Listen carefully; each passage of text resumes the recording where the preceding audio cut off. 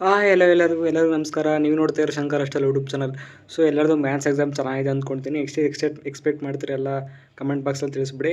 So maths exam ಚೆನ್ನಾಗಿದ್ರು ಚೆನ್ನಾಗಲಿಲ್ಲ ಅಂದರೂ ತಲೆ ಕೆಡಿಸೋದೇನು ಬೇಡ. ನಿಮಗೆ ಅವಕಾಶಗಳಿದೆ. ಎಕ್ಸಾಮ್ 2 ಇದೆ, ಎಕ್ಸಾಮ್ 3 ಇದೆ, ಅಲ್ಲಿ ಚೆನ್ನಾಗಿ ಮಾಡ್ಕೊಳಂತ್ರಿ. ಸೊ ಇನ್ನು ಬಯಾಲಜಿ ಮೇಲೆ ಫೋಕಸ್ ಮಾಡೋದು ಅಷ್ಟೇ ಇಂಪಾರ್ಟೆಂಟ್ ಆಗುತ್ತೆ. ನೀವೇನಾದ್ರು ವೆಟರ್ನರಿ ಹೋಗೋದಾದರೆ ಅಥವಾ BSc ನರ್ಸಿಂಗ್ ಹೋದರೆ ಇದು KCETಗೆ ಇಂಪಾರ್ಟೆಂಟ್ ಆಗುತ್ತೆ. ಸೊ ಇಲ್ಲಾಂದರೆ ನಿಮಗೆ ಸ್ಕೋರ್ ಹೆಚ್ಚಾಗೂ ಕೂಡ ಬಯಾಲಜಿ ಇಂಪಾರ್ಟೆಂಟ್ ಆಗುತ್ತೆ, ಈಸಿ ಇರುತ್ತೆ, ಸ್ಕೋರ್ ಮಾಡ್ಕೋಬೋದು. ಸೊ ಇವತ್ತಿನ ವಿಡಿಯೋದಲ್ಲಿ ಟಾಪರ್ ಆನ್ಸರ್ ಶೀಟ್ ತೋರಿಸ್ತಾ ಇರ್ತೀನಿ.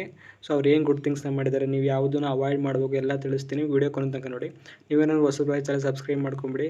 ಸೊ ಇವಾಗ ಎಕ್ಸಾಮ್ ಮುಗಿತು, ಸಬ್ಸ್ಕ್ರೈಬ್ ಮಾಡ್ಕೊಂಡು ಏನೇ ಹೆಲ್ಪ್ ಅಂದ್ಕೊಬಿಡಿ. ನಾನು ಲಾಸ್ಟ್ ಮಂತ್ ಓದಿ KCETಯಲ್ಲಿ 10K ರ್ಯಾಂಕ್ ತೊಗೊಂಡಿದ್ದೆ. ಅದಕ್ಕೆ ಯಾವ ಬುಕ್ಸ್ನ ರೆಫರ್ ಮಾಡಿದ್ದೆ, ಯಾವ ಟ್ರಿಕ್ಸ್ನ ಫಾಲೋ ಮಾಡಿದ್ದೆ ಎಲ್ಲದು ಯೂಟ್ಯೂಬ್ ಚಾನಲ್ ಆಗ್ತಾ ಹೋಗ್ತೀನಿ. ಫುಲ್ ಕೌನ್ಸ್ಲಿಂಗ್ ಅಪ್ಡೇಟ್ ಸಿಗುತ್ತೆ, ಸಬ್ಸ್ಕ್ರೈಬ್ ಮಾಡ್ಕೊಂಬಿಡಿ. ಸೊ ಡೈರೆಕ್ಟಾಗಿ ವಿಷಯಕ್ಕೆ ಹೋದರೆ last year biology answer sheet ಇದು. ಸೊ ಫಸ್ಟ್ ಪೇಜಲ್ಲಿ ಎವಾಲ್ಯೂಟ್ ಮಾಡೋವಂಥದ್ದು, ನೀವೇನು ಮಾಡೋವಂಥದ್ದಿಲ್ಲ, ಬಿಟ್ಬಿಡಿ. ಸೊ ನೆಕ್ಸ್ಟ್ ಬಂದು ಮಲ್ಟಿಪಲ್ ಚಾಯ್ಸ್ 15 ಮಲ್ಟಿಪಲ್ ಚಾಯ್ಸ್, ಹಾಗೆ 5 ಫಿಲ್ ಇನ್ ದ ಬ್ಲಾಂಕ್ಸ್ ಇರುತ್ತೆ, ನಿಮಗೆ ಗೊತ್ತು. ಸೊ ಫಸ್ಟಲ್ಲಿ ನೋಡ್ತಾ ಇರ್ಬೋದು ಅವರು ಪಾರ್ಟ್ ಎ ಅಂತ ಬರೆದಿರುವಂಥದ್ದು. ಹಾಗೆ ಕ್ವಶನ್ ಮೇನು ಕೂಡ ಸೈಡ್ ಲೈನ್ ಬಿಟ್ಟು ಹೊರೆ ಹಾಕಿರುವಂಥದ್ದು. ನಾನು ಪ್ರತಿ ವಿಡಿಯೋದಲ್ಲಿ ಹೇಳ್ತಿದ್ದೆ. ಸೊ ನೀವು ಕ್ವಶನ್ ಮೇನ ಲೈನ್ ಬಿಟ್ಟು ಹೊರ ಹಾಕಬೇಕು. ಅದೇ ರೀತಿ ಕ್ವಶನ್ಸ್ ನಂಬರು ಕೂಡ ಲೈನ್ ಬಿಟ್ಟು ಹೊರ ಹಾಕಬೇಕು.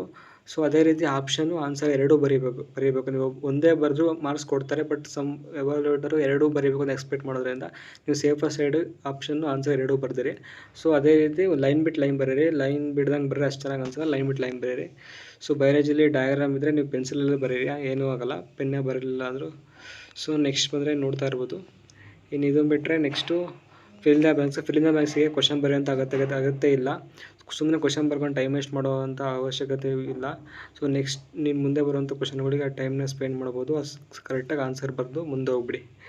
ಸೊ ನೆಕ್ಸ್ಟ್ ಬಂದು ಇಲ್ಲಿ ಪಾರ್ಟ್ ಬಿ, ಡೈಕಾಟ್ ಎಂಬ್ರಿಯೋ ಕೇಳಿರುವಂಥದ್ದು. ಸೊ ನಿಮಗೆ ಇಂಪಾರ್ಟೆಂಟ್ ಡಯಾಗ್ರಾಮ್ಸ್ನ ನೆಕ್ಸ್ಟ್ ವಿಡಿಯೋದಲ್ಲಿ ಬರ್ತಾ ಹೋಗುತ್ತೆ. ಸೊ ಯಾವುದನ್ನು ಮಿಸ್ ಮಾಡ್ಕೋಬೇಡಿ. ನೆಕ್ಸ್ಟ್ ಇಲ್ಲಿ ನೋಡ್ತಾ ಇರ್ಬೋದು ಯಾವ ಥರ ಡಯಾಗ್ರಾಮ್ ಬರೆದು ಇದು ಮಾಡಿರುವಂಥದ್ದು, ನೇಮಿಂಗ್ ನೋಡ್ತಾ ಇರ್ಬೋದು. ಕ್ಲೀನಾಗಿ ಒಂದೇ ಸೈಡ್ ಮಾಡಿರುವಂಥದ್ದು. ನೀವು ಒಂದು ಈ ಕಡೆ ಎರಡು ಕಡೆ ನೇಮಿಂಗ್ಸ್ ಮಾಡಿದ್ರೆ ಅಷ್ಟು ಅದು ಚೆನ್ನಾಗಿ ಕಾಣಿಸಲ್ಲ. ಸೊ ಅದೇ ಒಂದೇ ಕಡೆ ನೇಮಿಂಗ್ ಮಾಡೋದಕ್ಕೆ ಪ್ರಯತ್ನ ಪಡಿ. ಸೊ 2 ಮಾರ್ಕ್ಸಿಗೆ ಕೇಳಿದ್ರೆ ನೀವು 4 ಲೇಬಲ್ ಮಾಡಿದ್ರು ಸಾಕು, 2 ಔಟ್ ಆಫ್ 2 ಕೊಡ್ತಾರೆ. ಸೊ ನೆಕ್ಸ್ಟ್ ಬಂದರೆ ಡಿಫ್ರೆನ್ಸು ಕೂಡ ಅಷ್ಟೇ. ನೀವು box hockey side by side ಬರೀರಿ, ನೀವು ಉದ್ದಕ್ಕೆ ಬರೀ ಅಷ್ಟು ಚೆನ್ನಾಗಿ ಅನಿಸಲ್ಲ. ಸೊ ನೆಕ್ಸ್ಟ್ ಬಂದು ಏಜ್ ಡ್ಯುಯಲ್ ಫಂಕ್ಷನ್ ಯಾಕೆಂತ ಕೇಳಿರುವಂಥದ್ದು. ಅಪ್ ಟು ದ ಪಾಯಿಂಟ್ ಬರೆದಿದ್ದಾರೆ. ಸೊ ನೀವು ಬಯಾಲಜಿಯಲ್ಲಿ ಕತೆ ಬರ್ಕೊಂಡು ಕೂತ್ಕೊಂಡ್ರೆ ಆಗಲ್ಲ, ಕನ್ನಡದಲ್ಲಿ ಬರೆದಂಗೆ. ಸೊ ನೀವು ಅಪ್ ಟು ದ ಪಾಯಿಂಟ್ ಅದಕ್ಕೆ ಆನ್ಸರ್ ಎಷ್ಟು ಬೇಕೋ ಅಷ್ಟು ಬರೀಬೇಕು. ಇಲ್ಲಾಂದರೆ ಸುಮಾರು ತೆಗೆಯುವಂಥ ಅವಶ್ಯಕತೆ ಇರುತ್ತೆ. ನೋಡ್ತಾ ಇರ್ಬೋದು 24 ಎ ಅಂದ್ರೇನು, ಬಿ ಅಂದ್ರೇನು, ಬರೀ ಅಪ್ ಟು ದ ಆನ್ಸರ್ ಬರೆದಿರುವಂಥದ್ದು, 2 ಮಾರ್ಕ್ಸ್ ಕೊಟ್ಟಿರುವಂಥದ್ದು. ಸೊ ಬಯಾಲಜಿ ಈಸಿಯಾಗಿರುತ್ತೆ. ಏನಿಲ್ಲ ಅಂದರೂ ಬಯಾಲಜಿ ನೀವು 3 ಅವರ್ ಇರ್ತದೆ, 2 ಗಂಟೆಗೆ ಮುಗಿಸ್ಕೋಬೋದು, ಈಸಿ ಇರುತ್ತೆ. ಸೊ ನೋಡ್ತಾ ಇರ್ಬೋದು ಇಲ್ಲಿ ಎಕ್ಸ್ಟ್ರಾ ಕ್ವಶನ್ ಕೂಡ ಬರೆದಿರುವಂಥದ್ದು. ಸೊ ಇನ್ನು 3 ಮಾರ್ಕ್ಸ್ ಕ್ವಶನ್ಗೆ ಬಂದರೆ 3 ಮಾರ್ಕ್ಸ್ ಕ್ವಶನಿಗೆ ಎಷ್ಟು ಪಾಯಿಂಟ್ಸ್ ಬರೀಬೇಕು ಅಂತ ನೋಡ್ತಾ ಇರ್ಬೋದು. ಇವರು ಕರೆಕ್ಟಾಗಿ 3 ಪಾಯಿಂಟ್ ಬರೆದಿರುವಂಥದ್ದು. ಸೊ ಅವು ಕರೆಕ್ಟ್ ಇರೋದ್ರಿಂದ 3 ಮಾರ್ಕ್ಸ್ ಕೊಟ್ಟಿರುವಂಥದ್ದು. ನೀವು ಸೇಫರ್ ಸೈಡ್ ಆದರೆ ನಾನು ನಿಮಗೆ ಏನು ಹೇಳೋದು ಅಂದರೆ 6 ಪಾಯಿಂಟ್ ಬರೀರಿ. ಸೊ ನೀವು ಕರೆಕ್ಟಾಗಿ ಬರೀತಾರೆ 3 ಪಾಯಿಂಟ್ ಬರೋರು ಕೂಡ ಓಕೆ. 29 ಬಂದು ನೋಡ್ತಾ ಇರ್ಬೋದು 3 ಪಾಯಿಂಟ್ಸ್ ಬರೆದಿರುವಂಥದ್ದು. ಸೊ ನನಗೆ ಸರ್ಪ್ರೈಸ್ ಆಯಿತು ಇದಕ್ಕೆ ಹೆಂಗೆ 3 ಮಾರ್ಕ್ಸ್ ಕೊಟ್ಟರು ಅಂತ. ಬಟ್ ಎವಾಲ್ಯೂಮೇಟ್ರ್ ಮೇಲೆ ಡಿಪೆಂಡ್ ಇರುತ್ತೆ. ಸೊ ನೀವು ಸ್ವಲ್ಪ ಎಕ್ಸ್ಪ್ಲೇನ್ ಮಾಡೋಕ್ಕಾಗುತ್ತೆ ನೋಡಿ. ಸೊ ನೆಕ್ಸ್ಟ್ ಬಿಟ್ಟರೆ ಇದು ಎಲ್ಲ ಎಕ್ಸ್ಪ್ಲನೇಷನ್ ಮಾಡಿರುವಂಥದ್ದು. ನೆಕ್ಸ್ಟು 34 ಕೂಡ ಇನ್ವರ್ಟಿವ್ ಪಿರಮಿಡ್ ಆಫ್ ನಂಬರು. ಇದರಲ್ಲಿ ಭಾಳ ಇದಕ್ಕೆ ಏನು ಡೌಟ್ ಇರುತ್ತೆ ಅಂದರೆ ನಂಬರ್ ಆಫ್ ಸ್ಪೀಸೀಸ್ 21, 24 ಬರೀಬೇಕಾ, ನಾವು ಸ್ವಂತಕ್ಕೆ ಬರೀ ನಡೆಯುತ್ತಾ ಅಂತ. ಸೊ ಆ್ಯಕ್ಚುಲಿ ಇದು ಎಷ್ಟಿದೆ ಸಿಲೆಬಸ್ಸಲ್ಲಿ ಅಷ್ಟೇ ಬರೀಬೇಕು, 21, 24 ಬರೀರಿ. ಅದೇ ರೀತಿ ಇನ್ನೊಂದು ಬರುತ್ತೆ 3 ಲೇಯರ್ ಬರುವಂಥದ್ದು, ಅದಕ್ಕೆ NCERT ಬುಕ್ಕಲ್ಲಿ ಎಷ್ಟಿದೆಯೋ ಅಷ್ಟೇ ಬರೀರಿ.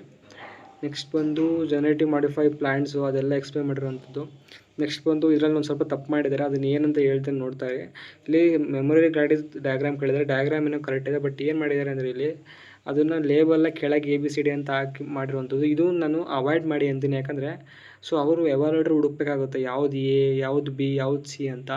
ಇದ್ರ ಬದಲು ಅದೇ ಪಕ್ಕದಲ್ಲೇ ಲೇಬಲಿಂಗ್ ಮಾಡಿ ಬರೀರಿ, ಅವ್ರಿಗೆ ಈಸಿ ಆಗುತ್ತೆ ಫೈಂಡ್ ಮಾಡೋಕ್ಕೆ.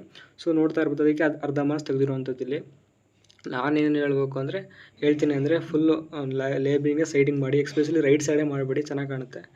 ನೆಕ್ಸ್ಟ್ ಬಂದು 36 ಎಲ್ಲ ಇದು ಡಿಸೀಸ್ ಬಗ್ಗೆ ಕೇಳಿರುವಂಥದ್ದು. ಅಲ್ಲಿ ಯಾವ ಥರ ಫೀಮೇಲ್ ಯಾವುದು ಮೇಲ್ ಯಾವುದು ಎಲ್ಲ ಕ್ಲೀನಾಗಿ ಬರೆದಿರುವಂಥದ್ದು. ಎಲ್ಲ ಕ್ಲೀನಾಗಿ ಈ ಥರ ಬರೀರಿ. ನೀವು ಪೆನ್ಸಿಲ್ ಯೂಸ್ ಮಾಡಿ, ಇಂಥದಕ್ಕೆಲ್ಲ ಪೆನ್ನಲ್ಲಿ ಬರೀಬೇಡಿ.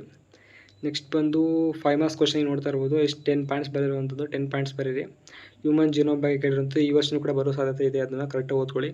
39th ಕೂಡ ಎ ಬಿ ಇದೆ. ಸೊ ಇಲ್ಲಿ ಎ ಬಿ ಆನ್ಸರ್ ಕೊಟ್ಟಿರುವಂಥದ್ದು 41 ಎಲ್ಲ ಕರೆಕ್ಟಾಗಿ ಆನ್ಸರ್ ಮಾಡಿದ್ದಾರೆ. ಸೊ ಇಲ್ಲಿ ಕೋಡಿಂಗ್ ಸ್ಟ್ಯಾಂಡರ್ಡ್ ಯಾವುದು ಬಯಾಲಜಿಯಲ್ಲಿ ಎಕ್ಸ್ಪೆಷಲಿ 5 ಮಾರ್ಕ್ಸಿಗೆ ಸೊ ಒಂದು ಈಸಿ ಕ್ವಶನ್ ಕೊಟ್ಟಿರ್ತಾರೆ, ಈ ಥರ ಮಾಡ್ಬೋದು. ಸ್ವಲ್ಪ ಕರೆಕ್ಟಾಗಿ ಈ ಚಾಪ್ಟರ್ ಓದ್ಕೊಂಡೋಗಿ. ನಿಮಗೆ ಸ್ವಲ್ಪ ಹಾರ್ಡ್ ಅಂದರೆ ಈ DNA ಚಾಪ್ಟರ್ ಇದೆ, ಅದು ಸ್ವಲ್ಪ ಹಾರ್ಡ್ ಇರುತ್ತೆ, ಸ್ವಲ್ಪ ನೋಡ್ಕೊಂಡು ಹೋಗ್ರಿ. ಫಿಸಿಕಲ್ ಬೇರೆ, ಫಿಸಿಯೋಲಾಜಿಕಲ್ ಬೇರೆ, ಸೆಲ್ಯುಲರ್ ಬೇರೆ ಇವನ್ನೆಲ್ಲ ಎಕ್ಸ್ಪ್ಲೇಷನ್ ಮಾಡೋಕೆ ಬರೀ ಅವು ಬರೆದ್ರೆ ಅಷ್ಟು ಮಾರ್ಕ್ಸ್ ಕೊಡೋಲ್ಲ, ಫುಲ್ ಎಕ್ಸ್ಪ್ಲನೇಷನ್ ಮಾಡೋದು ಕಲೀರಿ. ಸೊ ನೆಕ್ಸ್ಟ್ ಬಂದರೆ ಇವೆಲ್ಲ ಎಕ್ಸ್ಟ್ರಾ ಕ್ವಶನ್ ಬರೆದಿರುವಂಥದ್ದು. ಇನ್ಕಂಪ್ಲೀಟ್ ಡಾಮಿನೆನ್ಸ್ ಹೆಂಗೆ ಬರೀಬೇಕು, ಅಥವಾ ಇನ್ನೆರಡು ಡಾಮಿನೆನ್ಸ್ ಇದ್ದಾವೆ ಅವು ಮರ್ತೋಗಿದೆ ನಮಗೆ. ಸೊ ಅವು ಹೆಂಗೆ ಬರೀಬೇಕು ಅಂದರೆ ಅದರದ್ದು ಡೆಫಿನೇಷನ್ ಬರೀರಿ. ಪೇರೆಂಟ್ಸು, ಜಿನೋಮು, ಗೇಮೆಟ್ಸು. ಸೊ ಇಲ್ಲಿ ಬಾಕ್ಸ್ ಹಾಕಿ, ಪೆನೆಟ್ ಸ್ಕ್ವೇರ್ ಹಾಕಿ ಕ್ಲೀನಾಗೆಲ್ಲ ಬರೀರಿ. ಸೊ ಕೊನೆಗೆ ಎಂಡ್ ಸಿಗ್ನಲ್ ಸೀಲ್ ಹಾಕೋ ಮರಿಬೇಡಿ ಅಷ್ಟೇ. ಸೊ ಇಷ್ಟ ಆಗಿತ್ತು ಇವತ್ತು ವಿಡಿಯೋ. ನೆಕ್ಸ್ಟ್ ವಿಡಿಯೋ ಸಿಗೋಣ. Thank you, bye.